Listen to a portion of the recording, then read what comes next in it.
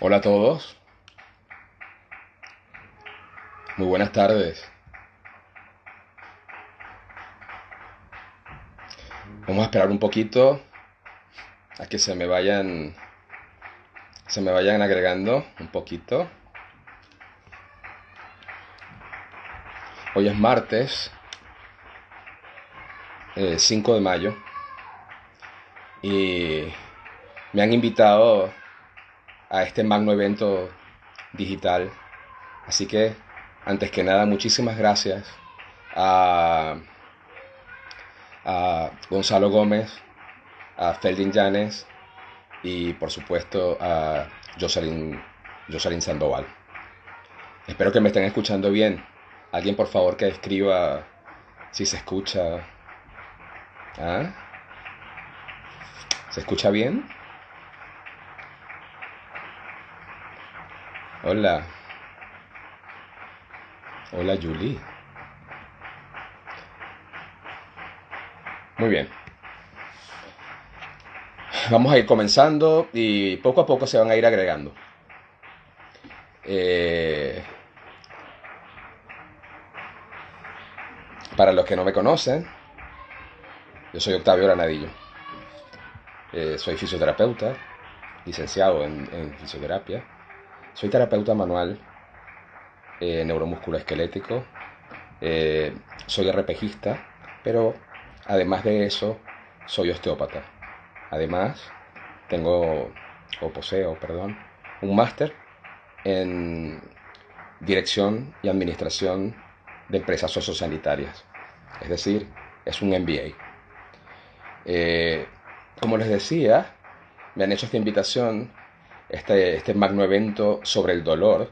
Y la verdad es que escuchar a este grupo de profesionales que se especializan en diversas áreas, eh, hablando sobre dolor, a lo mejor uno podría pensar que los temas se solapan.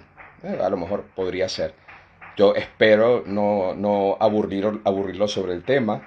Bien, me encanta la parte neurológica, pero vamos, mi función hoy es introducirlos en el mundo diagnóstico de la terapia manual relacionada con el dolor.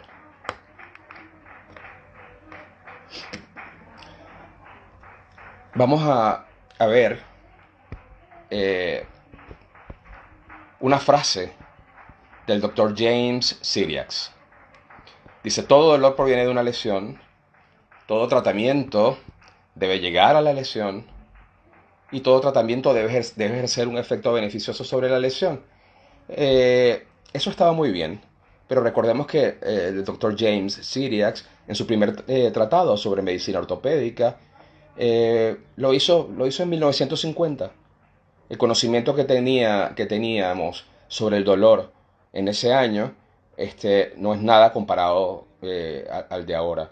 Y además recordemos que si leemos la primera parte que dice todo dolor proviene de una lesión, y nos recordamos el tan nombrado o la tan nombrada teoría de la neuromatriz, muy excelentemente expuesta en varias ocasiones en su disertación por nuestra compañera Mónica Mariñas. Bueno, igual los que me conocen saben que estoy hablando de la teoría de la neuromatriz eh, desde hace aproximadamente unos 18 años. Entonces, si debemos agregar a esta propuesta la teoría de la neuromatriz, sabemos que no todo dolor proviene de una lesión.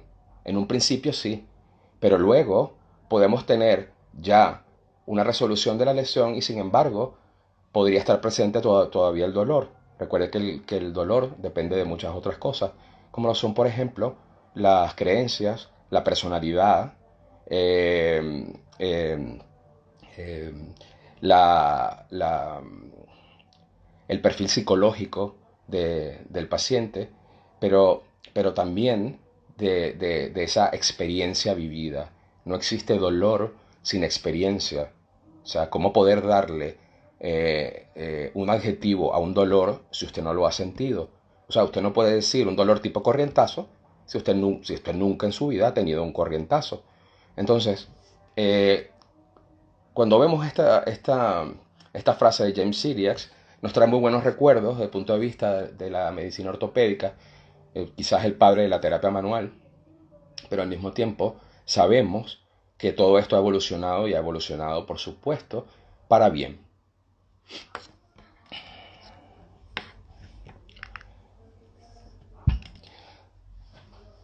Eh, no existe un diagnóstico en la fisioterapia sin la valoración. Y la valoración es tan importante, pero tan importante, que yo lo he dicho en reiteradas ocasiones. No debería hacerse ningún tipo de tratamiento hasta que no se tenga un diagnóstico. El diagnóstico fisioterapéutico, recuerden muy bien, eh, no es una alternativa, es una obligación profesional del fisioterapeuta. Aquí les voy a mostrar una gráfica en donde se puede apreciar lo que es la valoración dentro de la terapia manual neuromusculoesquelética. Si se fijan bien, los dos primeros ítems que están arriba hablan al mismo nivel de la evaluación subjetiva y física con el conocimiento teórico. Y es así, porque si no tenemos una buena base teórica, si realmente no entendemos que dentro de la fisioterapia no hay otra alternativa que estudiar para poder razonar y poder aplicar, entonces estamos fritos, realmente estamos mal. Una exploración subjetiva, una buena exploración subjetiva y física se puede enseñar, pero el conocimiento teórico, mientras más conocimiento tenga el participante, perdón, disculpen, el fisioterapeuta, mientras más conocimiento teórico tenga, por supuesto, su valoración será mucho mejor, mucho más completa, mucho más objetiva. ¿Por qué? Porque tendrá patrones con los cuales contrastar su valoración. Entonces, luego de eso, hablamos sobre la valoración, pero inmediatamente vienen las hipótesis, hacer una, una buena construcción de un gran número de hipótesis para luego hacer su respectiva demostración, llegar al diagnóstico y poder hacer el tratamiento. La constante revaluación. Si yo no obtengo los resultados que quiero es porque algo hizo mal, algo hice mal. Y siempre deberé volver al punto inicial. Entonces, nueva exploración subjetiva y física, contrastar con mis conocimientos teóricos para revisar nuevamente las hipótesis o reconstruir algunas y poder llegar felizmente a un diagnóstico.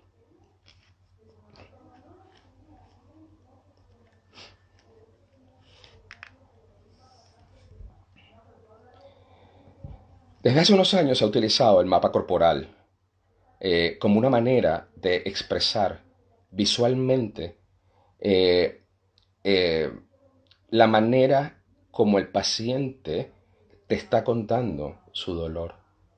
Este mapa corporal, desde su incorporación, pues nos ha sido de mucho beneficio porque es una manera muy fácil y solamente con coger nuevamente la ficha o levantar el software donde usted lo tenga hecho, entonces será casi que suficiente en algunos casos para recordarse de lo que usted encontró primariamente en el paciente y, eh, y luego contrastarlo con la evolución del paciente en sesiones sucesivas. Recuerden que cuando el paciente vuelve con ustedes, ya no es el mismo que consultó por primera vez. O sea, el paciente que llegó fue valorado y a lo mejor no fue tratado, pero solamente con la valoración a la vuelta no necesariamente es el mismo paciente. ¿Por qué? Porque el dolor pudo haber cambiado. Porque la manifestación ojo, la creencia sobre sí mismo y las expectativas que tiene el paciente en relación a su tratamiento también pudieron haber cambiado gracias a usted y su intervención previa que presuponemos que es motivacional. Ahora, este mapa corporal siempre tiene algunos problemitas en su interpretación, pero sobre todo en su ejecución. Cuando hacemos un mapa corporal, debemos estar seguros que lo que usted está colocando en el mapa corporal es la localización de los síntomas actuales. Bien, ¿cuáles pueden ser las zonas relacionadas? ¿Cuál es el tipo de dolor? Su intensidad, y escúchenme bien, no puede ser la intensidad del dolor de manera global, porque recuerden que si tenemos varias zonas en donde ha irradiado el dolor, debemos describir, en cuanto a intensidad se refiere, eh, cada una de las zonas de dolor. Es decir, podemos decir, por ejemplo, que el paciente tiene dolor en la columna lumbar y tiene dolor supuestamente irradiado a muslo y pierna. Y podemos decir que cuando aparece el dolor tiene un 6 sobre 10 en la región lumbar y a lo mejor en el muslo un 3 sobre 10 y a lo mejor en la pierna un 5 sobre 10. Y por eso es tan importante, primero, que estamos hablando de que a veces metemos el dolor todo en el mismo saco, pero pudiera ser que no hay relación entre los síntomas. Así como se expresa en el último ítem, debe haber relación entre los síntomas. Si no hay relación entre los síntomas, no podemos decir que todo viene ocasionado por lo mismo. ¿Qué es relación entre los síntomas? Pues muy sencillo, que aparezcan y desaparezcan al mismo tiempo. Esa es la relación que debe haber.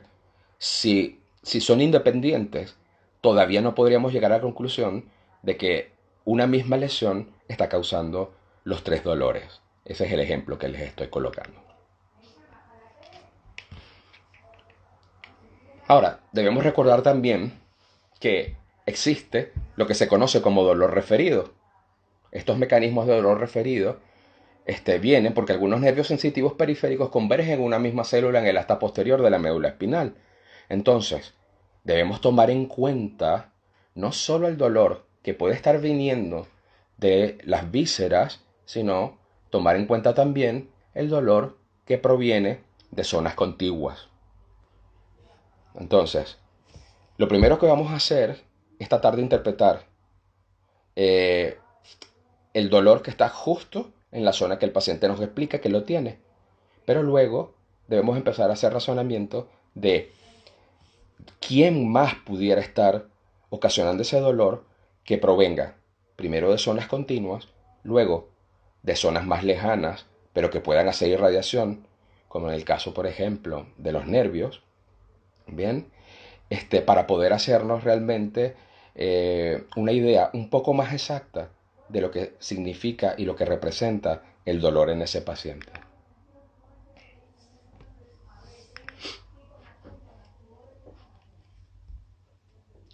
Además de esto, debemos estar pendientes del comportamiento de los síntomas. Hay factores que son agravantes y otros factores que son mitigantes. En los factores agravantes, desde el punto de vista acción posicional, nos pudieran estar dando una pista de qué está ocurriendo. Pero también los factores mitigantes son muy valiosos. ¿Por qué? Porque incluso nos podrían ir dando una pista de cómo podríamos actuar para trabajar y tratar y llegar a tratar en un futuro pues ese dolor. También debemos considerar lo que se conoce como gravedad e irritabilidad de los síntomas. Para los que no lo saben, un síntoma es grave, escuchen muy bien, no cuando el paciente lo manda a terapia intensiva. Se habla de que el síntoma es grave cuando el paciente, al moverse y decir yo hago esto y me duele, no puede sostener la posición que generó el dolor. Allí es cuando se habla de un síntoma grave. Pero además de eso decimos que el síntoma es irritable cuando después que se genera ese dolor pasa un tiempo considerable, Hola Carolina, ¿cómo estás, Manchuk? Nos están viendo desde allá, desde Buenos Aires. Un saludo y un besote, Caro. Entonces, es irritable cuando pasa un tiempo considerable luego que se produce el dolor para que ese dolor desaparezca. Por supuesto, no será irritable si el paciente al quitar la posición de dolor, pues el dolor desaparece inmediatamente. cómo es el comportamiento de esos síntomas durante las 24 horas. Y debemos considerar también cuáles son los antecedentes de cada zona sintomática, cómo y cuándo empezó el dolor, y además de eso, y muy importante, cómo ha cambiado desde que comenzó. Recuerden que por las características propias del ser humano, es muy común que el paciente quiera hablar de lo que vivió, es decir, qué pasó en determinado momento cuando el dolor le dio. Y constantemente va a estar llevándote a pasado. Y, y hay que congraciarlo con el presente. Hay que llevarlo a presente porque hay que entender cómo ha cambiado ese dolor hasta el momento actual. Hola Lidy, saludos a la gente de allá de Quito, Ecuador. Mira, y también a la gente de por allí de Bolivia, de allá de Tarija.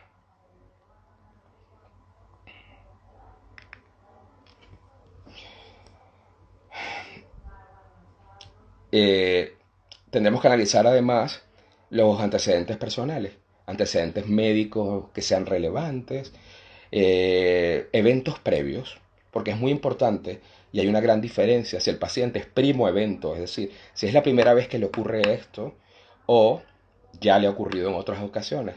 Y también cómo ha sido el tratamiento previo.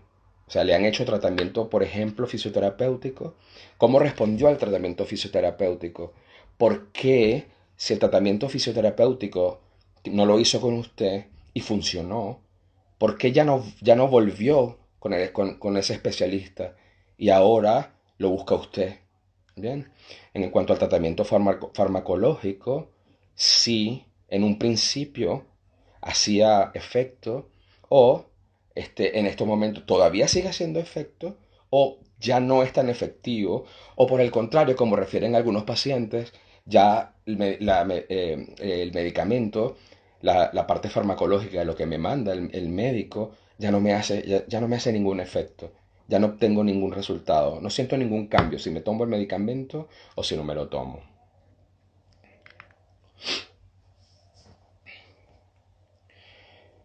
A ver, para seguir entendiendo el dolor y cómo lo evaluamos los terapeutas manuales, debemos estudiar muy bien lo que son los mecanismos del dolor. Bien, aquí les voy a colocar un slide en el cual vamos a comenzar a hablar sobre el dolor nociceptivo. Bien, este dolor nociceptivo, que es el dolor local creado por el trauma reciente, fíjense bien, tiende a ser muy localizado.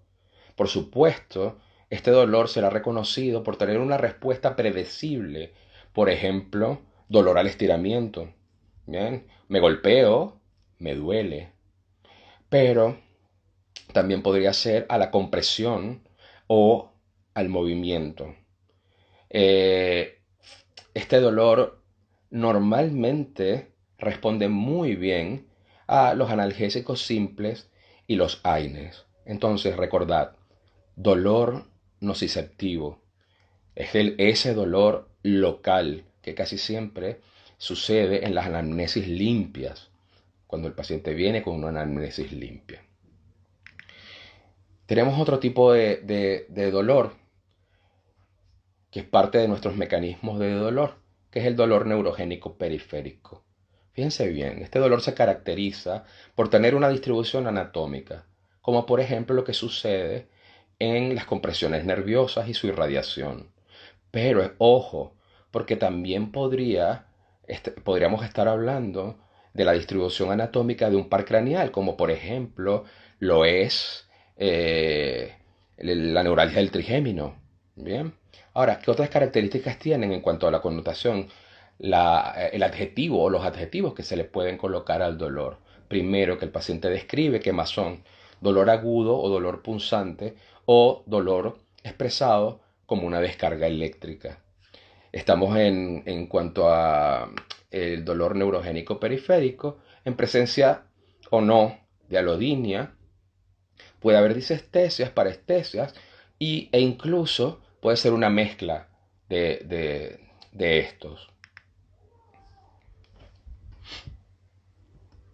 Además, este dolor también puede ser inducido por estiramiento, compresión o palpación del nervio. Y recuerden esto que les voy a decir.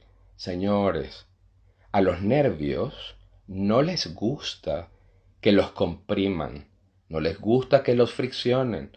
Entonces, cuando estemos haciendo la valoración, mucho cuidado con la palpación del nervio. Ojo, recuerden esta máxima.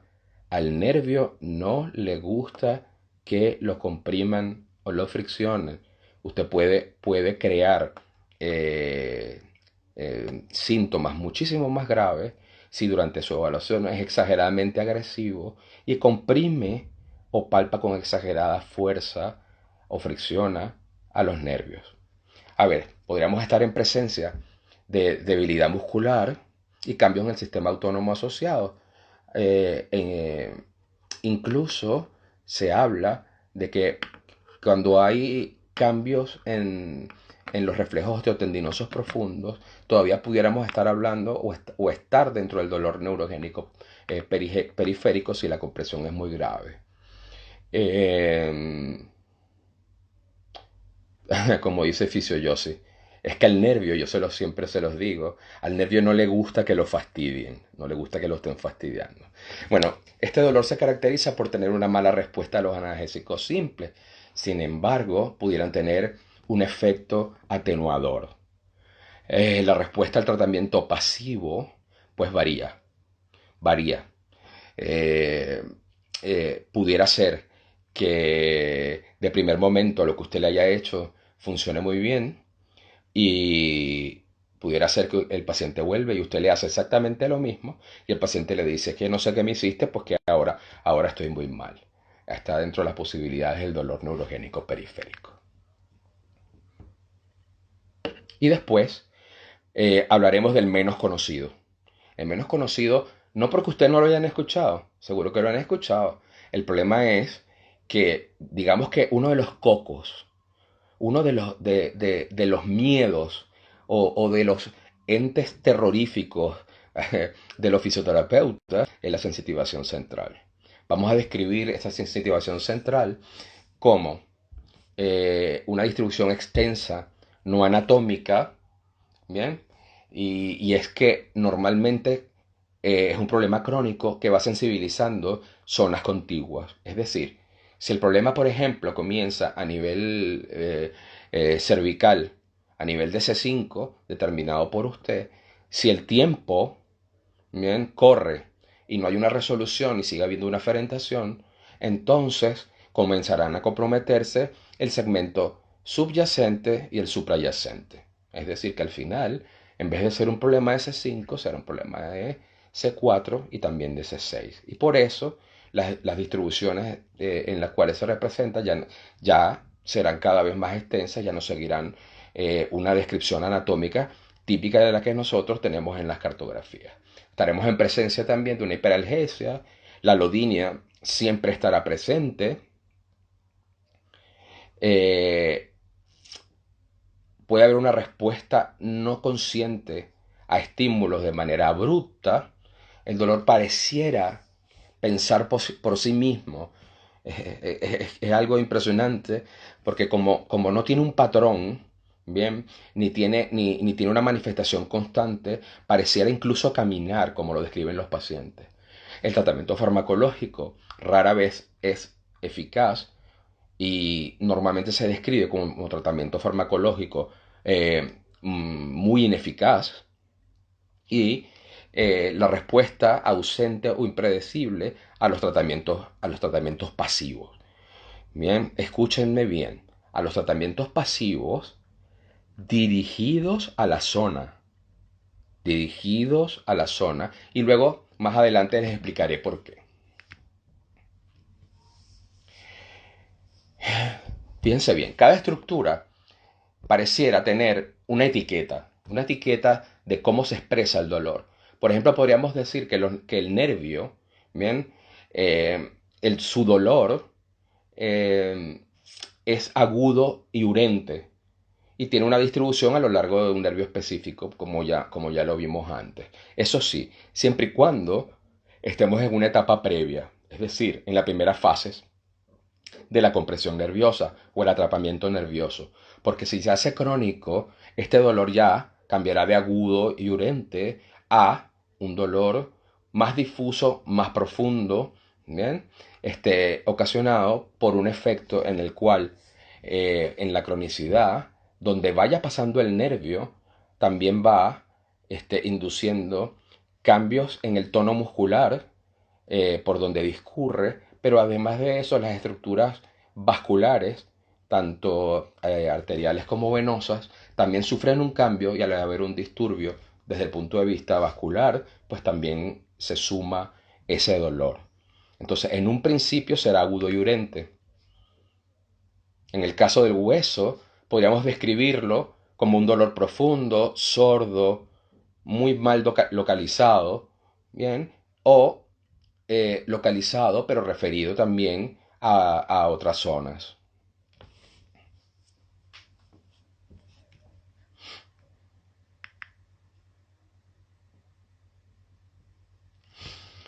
Los dolores de articulación y vasculares podríamos describirlos como difusos, molestos y mal localizados, con frecuencia referidos a otras zonas. Lo han vivido ustedes con pacientes, por ejemplo, que sufren una condromalacia, bien, y el paciente refiere que además del dolor propiamente en la rodilla, que además no es exacto, el paciente no lo puede describir tocándose, a menos que se encasquille de primer momento la patela y luego suelte y diga, ahí ahí fue donde me dio el pellizco.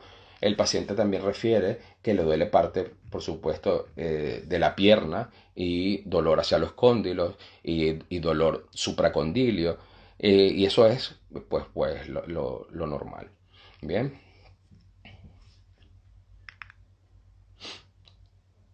En el caso del músculo y tendón, el dolor será sordo, mal localizado, o referido a otras zonas.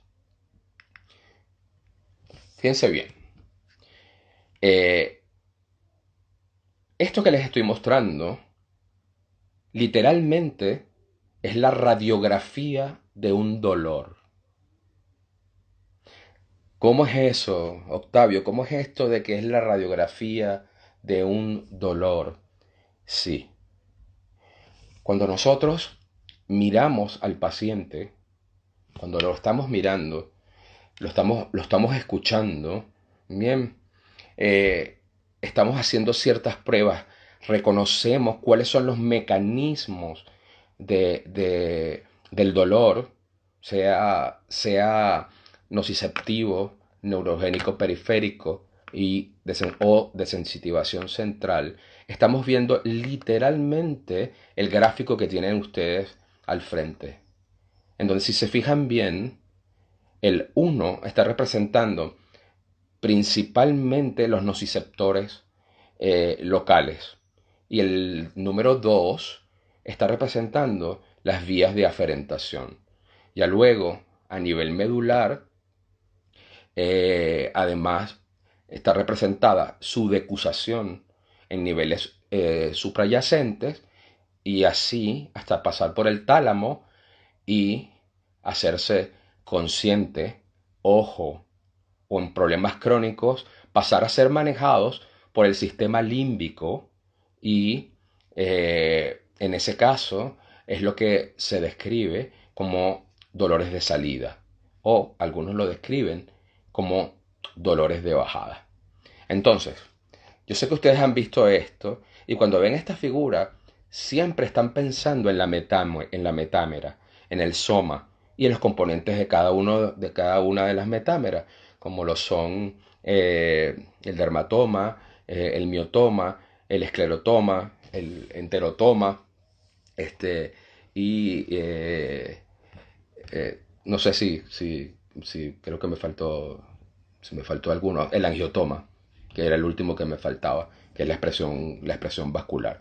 Pero realmente este gráfico lo único que está haciendo es describirles cuáles son los mecanismos o cuál es el mecanismo de dolor.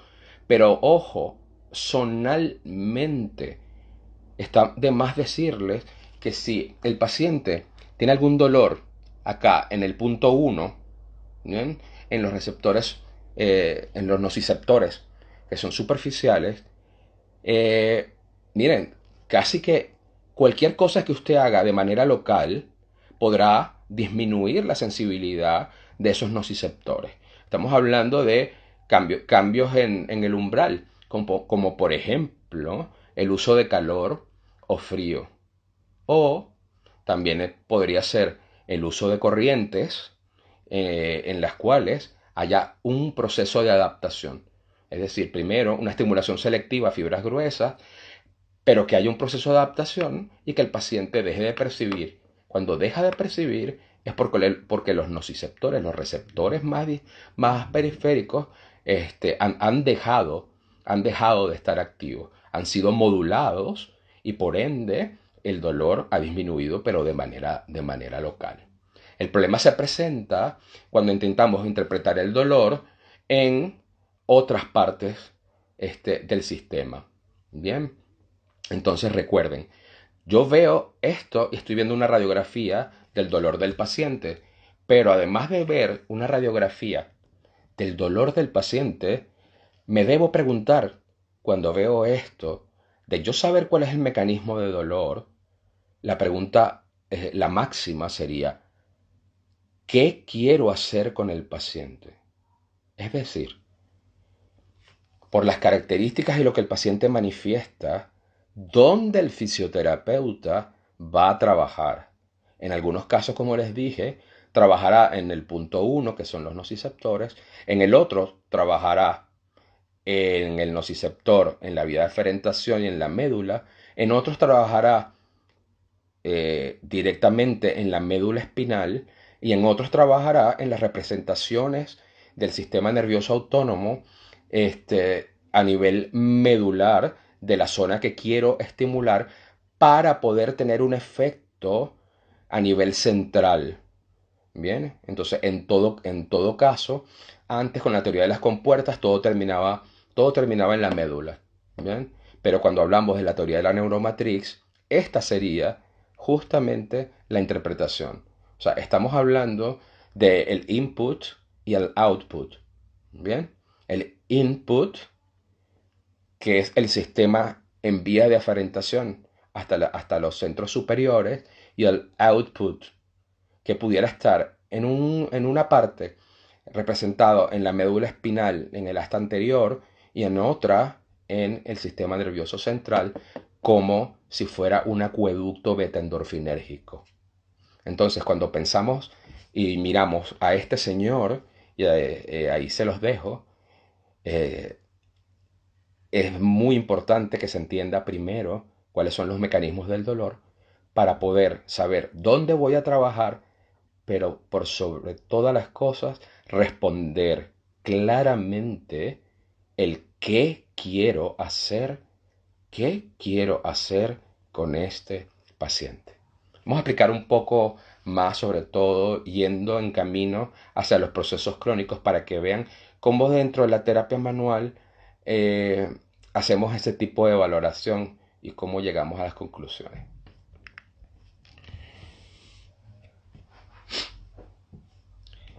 En resumidas cuentas, podríamos decir que el dolor es producto, perdón, de un o trastorno local o de un trastorno segmentario. Cuando piensen en trastorno local, se recordarán siempre en los mecanismos del dolor, el dolor nociceptivo y el dolor neurogénico periférico. En cambio, cuando hablemos de un trastorno segmentario, estamos hablando no de otra cosa que de la sensitivación central. ¿Vale? Entonces, el dolor es un producto o de un trastorno local o de un trastorno segmentario. Pero aquí voy a hacer otro break. El fisio, porque es así, tiende a trabajar constantemente como que si el problema fuera un trastorno local. Eso es lo común. O sea, el fisio quiere trabajar solamente sobre la zona de dolor, porque no ha interpretado, o por lo menos desde el punto de vista del mecanismo del dolor, que el dolor en la mayoría de los casos, cuando el paciente te llega, no es un trastorno local, sino es un trastorno segmentario. Vamos a ver las características de cada uno en resumen. Acuérdense que estos dos dolores provienen de los mecanismos del dolor de tres. Dos dentro del trastorno local y uno dentro del trastorno segmentario. Dentro del trastorno local, el dolor nociceptivo y el dolor neurogénico periférico. Y dentro del trastorno segmentario, la sensitivación central. Pero también, junto con la sensitivación central, ir pensando que también como trastorno segmentario pudiéramos estar incluyendo todas aquellas condiciones desde el punto de vista de creencias que afectan la recuperación del paciente, como es el caso cuando le colocamos a los pacientes las famosas banderas amarillas. Casos en los cuales, por ejemplo, el paciente tiene kinesiofobia o pensamiento de catastrofización, pudiéramos estar dentro del trastorno segmentario. ¿Por qué? Porque se dice que cuando un paciente está dentro del trastorno segmentario, es porque ha llevado el dolor a niveles irritativos. Y llevar el dolor a niveles irritativos significa que el dolor ya no está en la zona donde comenzamos, sino que el dolor ahora está en el cerebro y además de eso produce cambios desde el punto de vista de comportamiento, de personalidad, la habilidad emocional y ese tipo de cosas. Entonces, el dolor como un trastorno local. Podemos decir que cuando el trastorno es local, la causa está acorde con la consecuencia.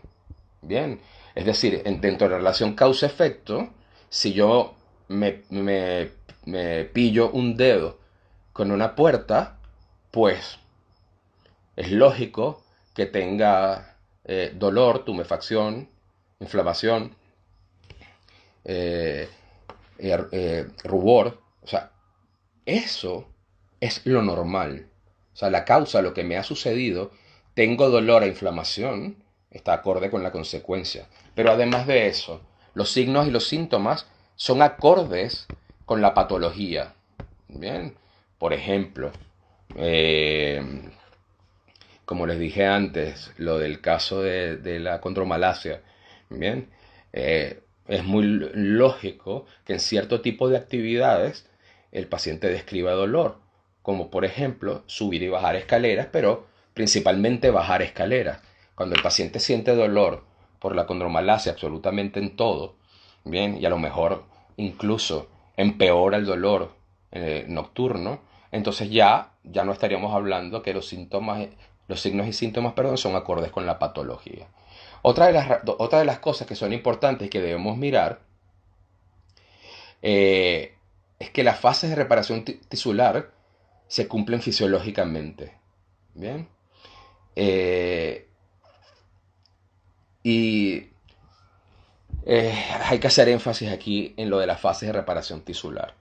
Bien. Dentro de la terapia manual trabajamos dentro de cada una de las fases. Mira, me está diciendo aquí eh, Irán Ochoa que no existen receptores de dolor, sino de peligro. Estás en lo cierto, Irán Ochoa, correcto, porque para eso están. Bien.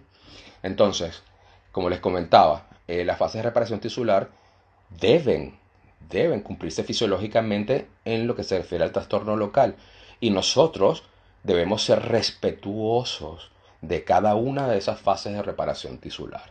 Es decir, esto que se hace habitualmente de querer cortar la inflamación en pleno proceso inflamatorio, bueno, nosotros no estamos muy de acuerdo con eso porque somos de los que pensamos, y eso está descrito, que el tejido que se obtenga como reparación luego que se ha interrumpido una de esas fases ya no tendrá la misma calidad que el tejido original. Es decir, que lo que estaremos sería entorpeciendo un proceso en vez de optimizar ese proceso.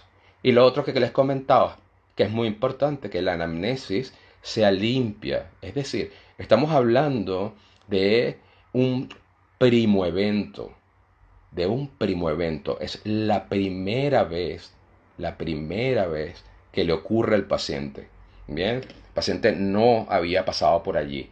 Cuando hablamos, por ejemplo, de un esguince a repetición, ya no estamos hablando de una anamnesis limpia, estamos hablando de una recidiva. Y ya deberíamos estar pensando en transportar ese dolor a otro rango que no es necesariamente el trastorno local. El trastorno segmentario. ¿Cuáles son las características de este trastorno segmentario? Primero, no se corresponden causa y consecuencia. Es decir, casi siempre las consecuencias son mucho más exageradas que la causa. Bien. Eh, en- a ver, si yo pulso el botón de un ascensor y a partir de allí no soporto el dolor del dedo, algo extraño está sucediendo. O sea, no se corresponde la causa con la consecuencia. Bien. Vamos, que no es lo mismo que si me pillo el dedo pequeño, el quinto dedo del pie, con la pata de un mueble o con la esquina de una puerta, pues por supuesto pues no será lo mismo. El retardo en la reparación del tejido lesionado, eh, pero sobre todo en la fase proliferativa. Bien, es ese tipo de pacientes donde se ve claramente eh, cambios en el tejido. Estamos hablando de un tejido que puede reconocerse como más fibroso, como más noduloso, y ahí ya estaríamos hablando probablemente que en la fase de reparación está, digamos, de alguna manera encastrado en la fase proliferativa. ¿Por qué? Porque estamos en presencia de una hiperactividad crónica del sistema nervioso simpático. Bien, y por supuesto los cambios a partir de allí, pues serán los propios de la intervención del sistema nervioso autónomo en el proceso, con una modificación en el trofismo de los tejidos involucrados. Claro que la inflamación no es el enemigo, es parte importante del proceso y por eso les estaba comentando en el caso del trastorno local. Escúchenme bien, no intente bien quitar la inflamación dentro de la fase inflamatoria y así sucesivamente. Vamos, debemos intentar llevar al cuerpo a que cumpla cada una de sus fases de reparación de manera fisiológica para poder primero obtener una recuperación ideal desde el punto de vista de calidad del tejido, pero también para no cronificar el proceso e instaurar un proceso de dolor crónico que podría estar tranquilamente inserto dentro del trastorno segmentario. Una de las características de este trastorno segmentario, es lo que hemos visto durante años, es que muchísimas veces y sin querer y sin conocer realmente el porqué, el mismo operador es el mismo fisioterapeuta quien lleva al paciente de la fase local o del trastorno local, disculpen, al trastorno segmentario. ¿Por qué? Porque constantemente está favoreciendo la aferentación. Entonces, mucho cuidado con esto. De todas maneras, lo explicaré un poquito mejor más adelante desde el punto de vista histológico.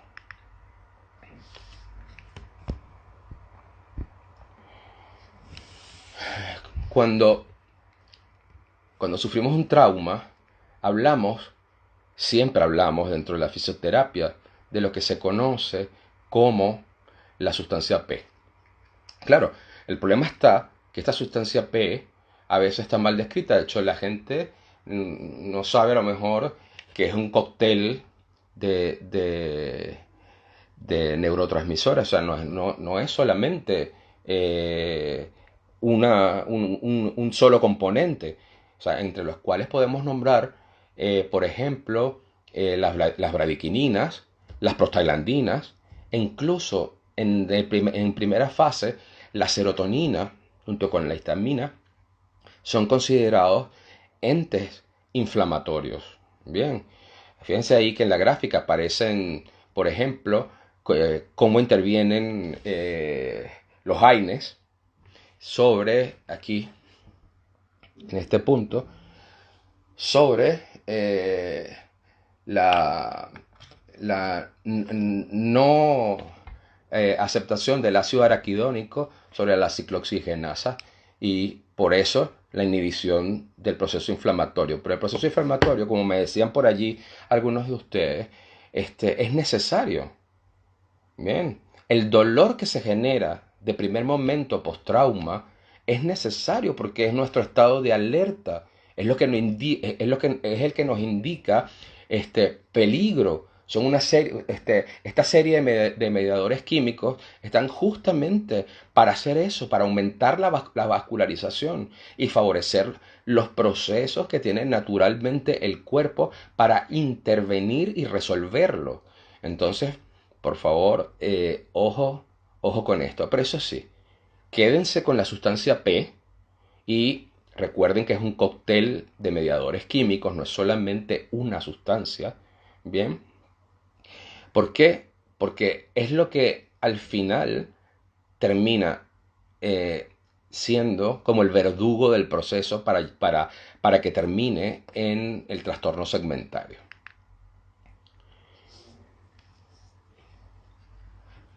El proceso normal dice que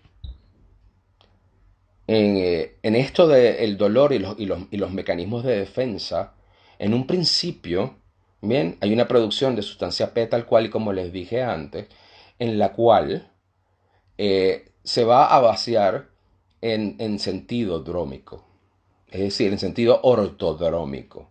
Bien, es decir, el total del contenido de estos mediadores químicos va a ir desde la médula espinal hacia eh, la región local para crear lo que ya habíamos hablado como proceso inflamatorio y el generar dolor. Pero ¿qué pasa?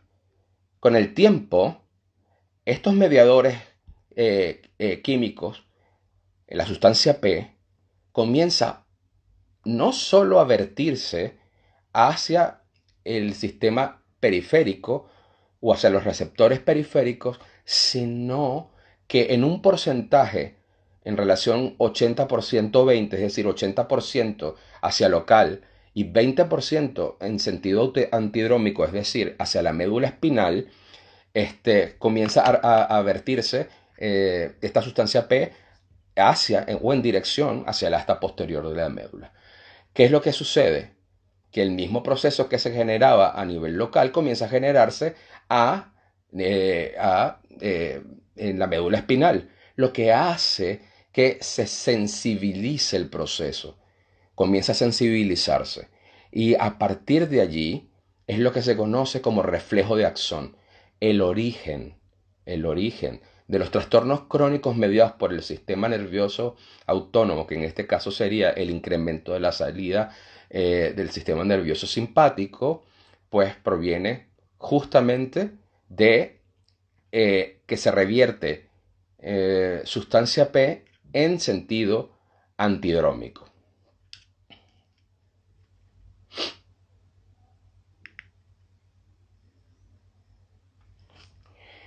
Entonces, el proceso. Hay un estímulo nocivo o nociceptivo. Comienza a aumentar la permeabilidad de los iones de sodio a nivel de membrana. Se genera un potencial de acción que activa no solo a las fibras A delta no mielinizadas, como aparece allí, sino también a las fibras, sensibiliza a la fibra C, que hace sinapsis en el cuerno dorsal de la médula espinal.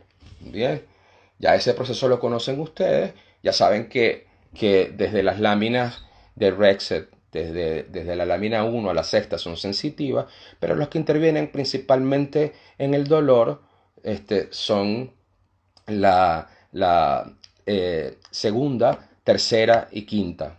Bien, o sea, estamos hablando de la sustancia gelatinosa de Rolando, pero también de los fascículos de Gol y de Burdach, o si lo quieren llamar mejor, fascículos gracilis y cuneatus. Bueno, igualmente ustedes saben de qué estoy hablando. Entonces, ¿por qué persiste el dolor? Porque hay una perturbación en el control del sistema nervioso simpático. Bien, se estabiliza o aparece el reflejo de axón, comienza a haber una sensibilización eh, eh, de la asta posterior de la médula, pero esta asta posterior de la médula va a terminar sensibilizando no solamente al asta anterior, sino también a lo que se conoce como el asta lateral de la médula. Yo no sé si ustedes saben, pero igual se los voy a recordar que que el asta lateral de la médula se encuentra entre T1 y hasta donde llega el cono medular. Es decir, que pudiéramos tener asta lateral de la médula a nivel de L1 o hasta L2. Entonces, si estás sensibilizando, ojo que esta asta lateral pertenece justamente al sistema nervioso autónomo. Entonces, cuando se sensibilizan los tres componentes y además comienza a sensibilizar los suprayacentes por el mismo proceso de distribución o interpretación del dolor por parte de nuestro sistema nervioso, por eso es que este dolor comienza a hacerse crónico y terminamos teniendo un trastorno segmentario.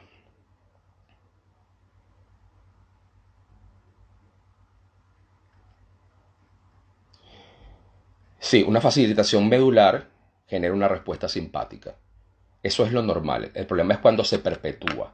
Es decir, cuando el proceso se perpetúa, la fermentación se perpetúa y el estímulo es constante. Y entonces aumenta la salida simpática. Y al aumentar la salida simpática y hacerse crónica, entonces se sensibiliza gran parte de la médula, pero además de eso, otros segmentos que están interconectados con ese nivel medular donde comenzó la sensibilización y así hasta llevarlo a niveles irritativos, es decir, hasta el sistema nervioso central. Fíjense que en lo que se refiere al sistema simpático no pareciera nada fácil. Vamos, que no vamos a pasar aquí 3 horas hablando de ¿cómo se llama? Las relaciones simpáticas y las extensiones segmentarias. Bien, pero fíjense que hay una relación de diversos segmentos en sentido cefálico y en sentido caudal. Lo que sí hay que tomar en cuenta es que solamente hay hasta lateral de la médula, desde este nivel hasta este nivel. Cuando aparecen los otros niveles es porque todos responden desde el punto de vista simpático a la región dorsal y lumbar alta, porque son los únicos segmentos que, como les dije, poseen hasta lateral de la médula. Entonces, no solamente se sensibiliza a uno, sino que hay una correlación que lleva a diferentes segmentos y que el terapeuta manual va a ir palpando y testando con pinch and rolling, es decir, con una dermalgia refleja, una celulalgia, además del esclerotoma exacerbado, cuáles son los niveles que corresponden al trastorno segmentario para poder resolver el dolor como problema crónico. Fíjense aquí un ejemplo. Estamos hablando de una sutura, una cirugía en el hombro, que por qué no mejora. En un principio su metámera está ubicada entre C5 y C6, pero realmente su interpretación desde el punto de vista autonómico está dada en T5, T6. Entonces, en un principio hay una sensibilización que tenderá a sensibilizar su segmento correspondiente simpático, que es T5, T6, que a su vez se va a ir comportando como si fuera un segmento local, es decir, una contracción de los intercostales y con esto una complicación del problema en el cual cambios tróficos hacia la zona de la cirugía, no lo puedo sacar, no fortalece, el paciente tiene dolor y de paso tiene hiperalgesia y alodinia, y bueno, este es el problema. En cuanto al dolor,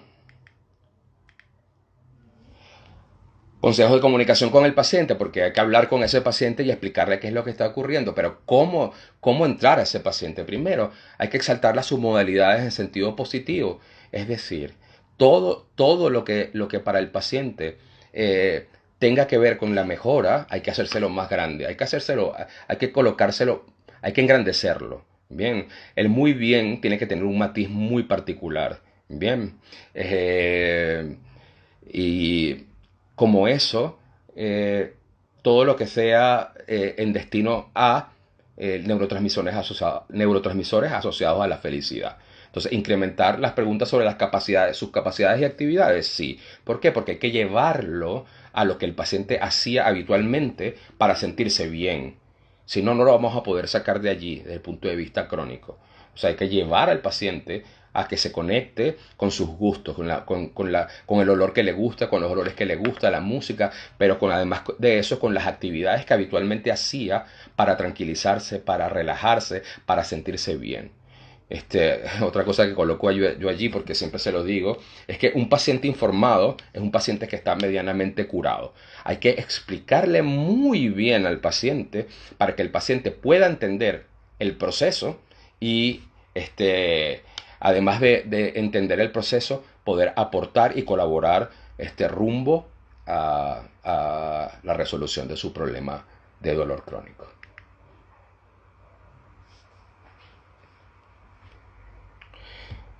Son algunos de ejemplos que pudiéramos trabajar con el paciente. Bien, siempre igual, mejor o peor que preguntar para saber si seguimos o no, si avanzamos o no.